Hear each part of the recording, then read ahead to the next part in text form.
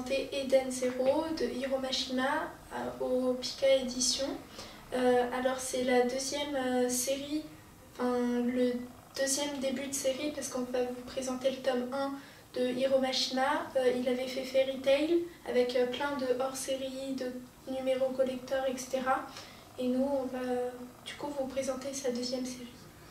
Alors l'histoire, c'est Rebecca, une jeune fille avec son chat Happy qui va aller sur une île avec une bonne réputation pour faire une vidéo, et sa quête, ça va être d'avoir des abonnés sur sa chaîne. Elle va rencontrer Shiki, et en fait sur l'île il n'y a que des robots et ils s'endorment, et le lendemain les robots se rebellent, ils fuient et Shiki décide de s'allier à Rebecca et de devenir son garde du corps, car c'est sa première amie humaine. Bon, maintenant je vais vous parler de mon avis.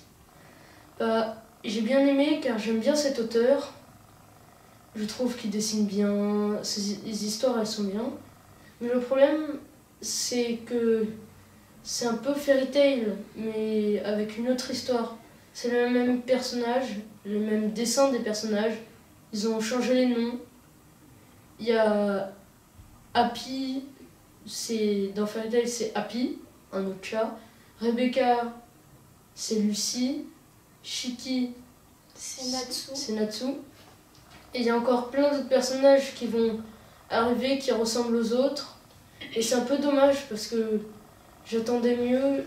J'aurais aimé qu'ils créent une nouvelle série. Et c'est ouvert à tous les âges. Moi aussi, j'ai vraiment beaucoup aimé ce livre.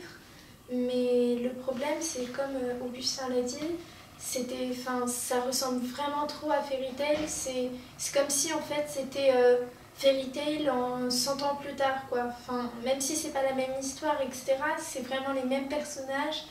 Ils ont changé juste les prénoms et les couleurs, les habits, enfin,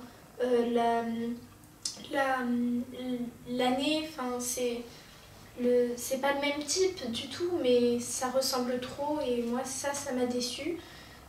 Sinon franchement les dessins ils étaient bien, l'histoire elle est bien malgré que ça ressemble énormément à Fairy Tail. Franchement c'est un bon début et moi j'attends avec impatience de lire le tome 2, etc. Hiro Mashima a aussi changé l'endroit où c'est. Avant c'était sur une terre inconnue, et maintenant c'est dans le cosmos, beaucoup plus tard, avec une technologie très avancée.